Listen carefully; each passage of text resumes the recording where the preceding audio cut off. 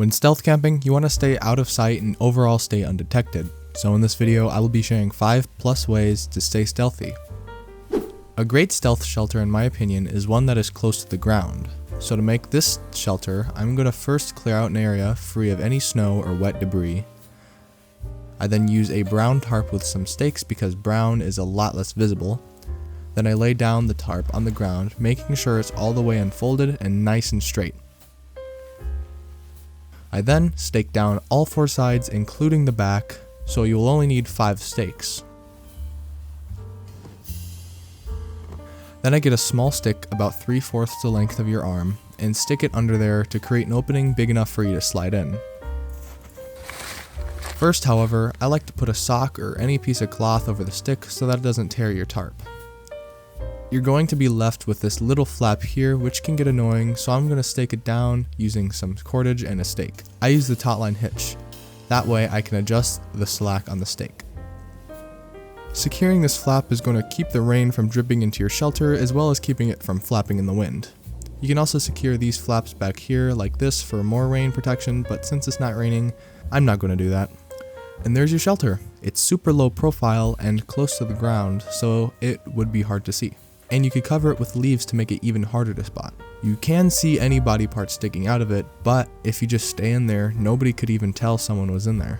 If you want a more natural shelter, which would be a lot more camouflage because it's made of natural materials, then it's pretty simple. I have gone over it in a video before, and you can definitely tell it blends in a lot more with the environment compared to the tarp shelter. All you need for the simple debris hut is a bunch of sticks to set up as a main support or ribs for the bark and debris that will go on top of it. You realistically want a lot of sticks because you don't want too big of gaps between them. Bark is a great cover for a shelter like this, and I use it as a base layer to keep water out and a more solid place to throw my debris on top of. This is not only going to camouflage it more, it's going to create more insulation to keep your body heat in there. For extra insulation, I added some dry grass to lay on top of. That acts as bedding so the cold ground doesn't suck the heat out of you. That's enough talk about shelters. You still need fire or heat. But traditional wood fires are a dead giveaway to your location, giving off lots of smoke and a bright, obvious ball of light. There are methods of making a less smoky fire, like a wood stove, but it doesn't completely cut out the smell or sight of a fire. Something like a gas stove has no smoke or any large flame, but it's a lot louder and can give away your position due to it being so loud. So instead, you can use a solid alcohol stove, which has no smoke, sound, and has a barely visible flame.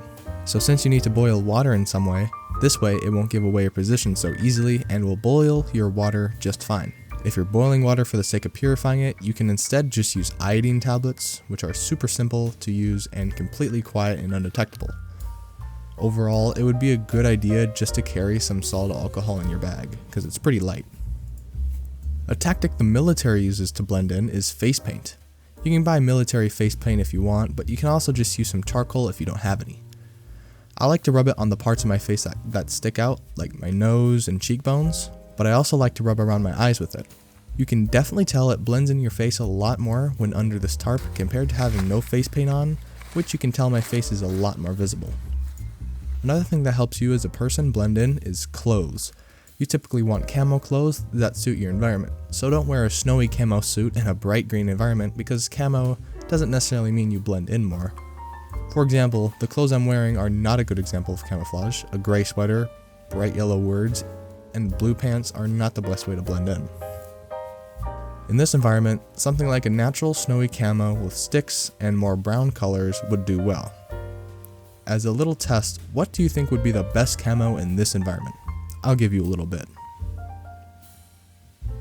Yeah, something lighter green with light brown splotches and some darker green spots as well. Really, I'm not trying to be too stealthy here, so I'm just wearing normal clothes that keep me warm, but if you're trying to stay hidden, some sort of camouflage will lower the visibility on your person. Using an axe to cut wood is pretty loud, and you overall want to avoid needing wood for anything because even breaking it off with your hands can be loud. Although a lot more quiet, you can't really harvest anything big with your hands, so that's why I carry a saw. I like the agawa because it's really big but goes pretty compact. It processes most big branches and is quieter than an axe, but but it is still quite loud, so still try to be quiet and don't harvest logs, but if you need to, a saw is the best way. When camping at night, you will probably need a flashlight, but you can see that it is very bright and the flash can definitely get unwanted attention. So that's why the military uses red light, because it's a lot less sensitive to the human eye, being more undetectable for other people and preserving your natural night vision. Which red light affects the cones in your eyes that are responsible for your night vision a lot less. You can see that the red light still illuminates things just fine, but when you turn on the normal light, it really glares and is very detectable, especially if you shined it in someone's direction. You can combat this by putting a piece of masking tape over the light you're using. Significantly reduces the shine and still works perfectly fine. Bonus points if you're using red masking tape. But you can definitely tell that this is a lot better. Both all of those tips, that sums it all up. I hope you learned something, and if you did, please subscribe. Watch this video here for 5 more skills that you can use in a survival situation. Anyway, peace.